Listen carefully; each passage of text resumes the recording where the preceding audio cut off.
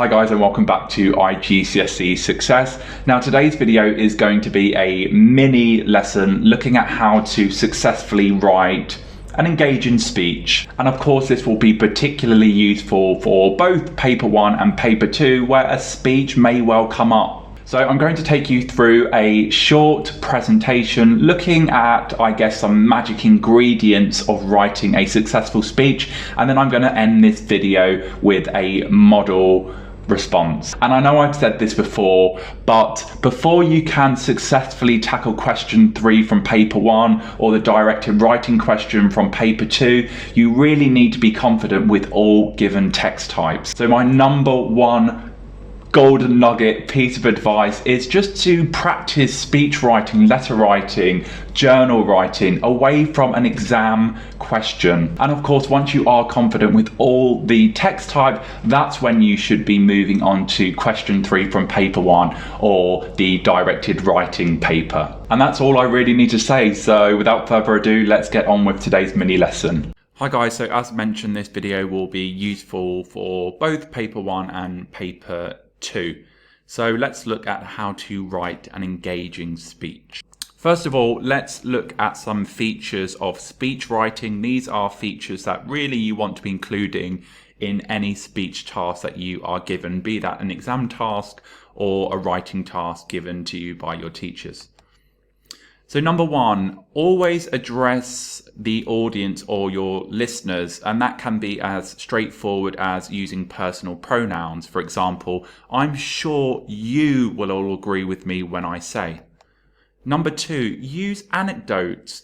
I can remember my days at high school very well indeed. Anecdotes, I guess, just humanizes you a little bit. It's essentially a personal story, something that has happened to you in the past. Number 3, use rhetorical questions throughout. What would you have done? Of course, we are not expecting an answer, but it certainly is a good or an effective technique to get your audience thinking about the subject matter. Number 4, use a range of a ripe forest techniques. A ripe forest is the acronym I use with my students, and I will recap that on the next slide. Number 5, of course, use a range of vocabulary choices. You do need to use ambitious choices. You need to use vocabulary, precise vocabulary for effect. Number 6, use a range of sentence structures. Number 7, sometimes it is appropriate to use humor, to use colloquial language, to use idioms. It really depends on the subject matter. Sarcasm sometimes works well as well.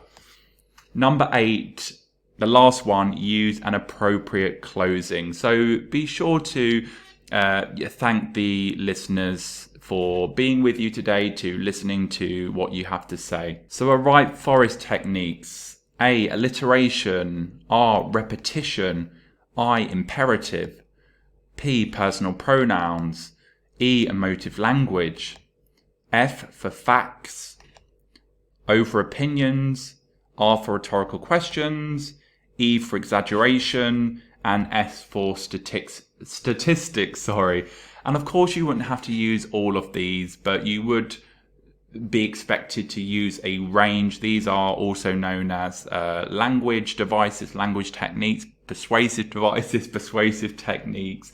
A ripe forest, is, as mentioned, is just something that I use, and it's just easy to remember.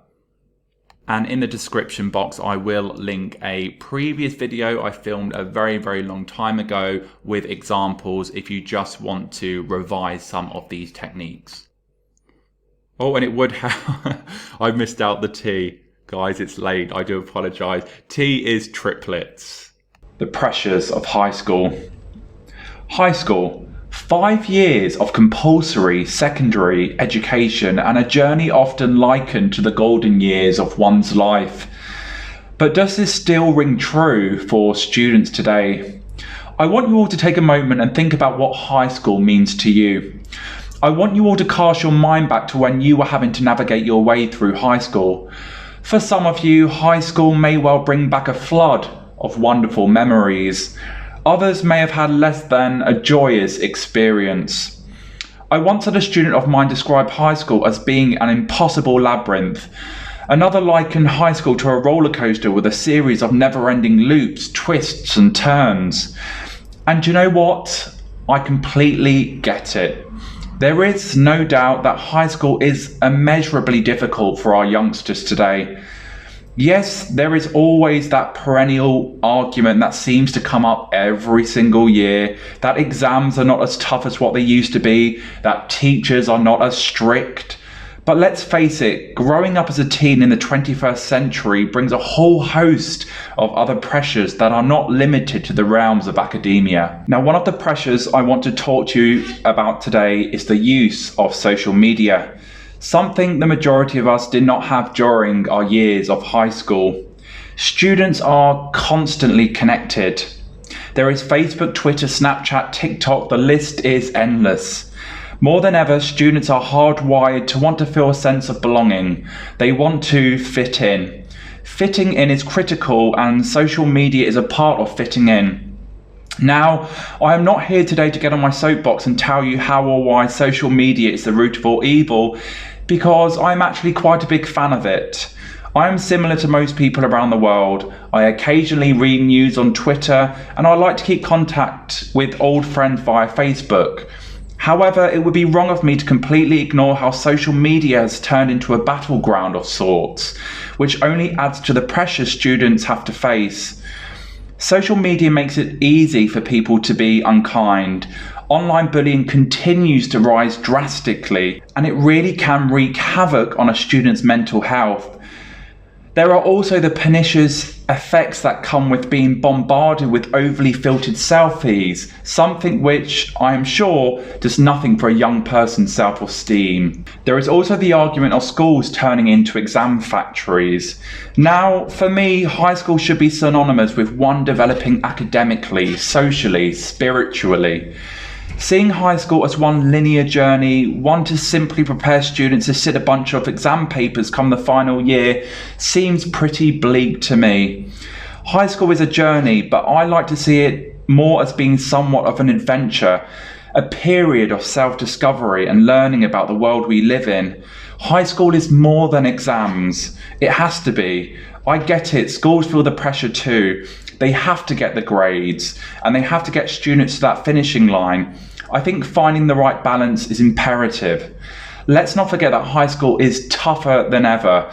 Understanding this is the first step to helping students get to that goal successfully. Thank you for listening. Okay guys, so although I've just read out my speech, I just wanted to show you a few annotations. The opening is really important for a speech. You want to avoid the whole, hello, my name is, I'm here to talk to you about. You want to think of different ways you could hook your listener or engage them straight away. Rhetorical questions work well, anecdotes, imperatives. My opening, high school, 5 years of compulsory secondary education and a journey often likened to the golden years of one's life. So straight away, it's engaging, it's getting the audience thinking about the subject matter. And in the yellow there, I've got a rhetorical question, but does this still ring true for students today? And rhetorical questions are a really easy way to establish a relationship with an audience, get an audience thinking again about the subject matter.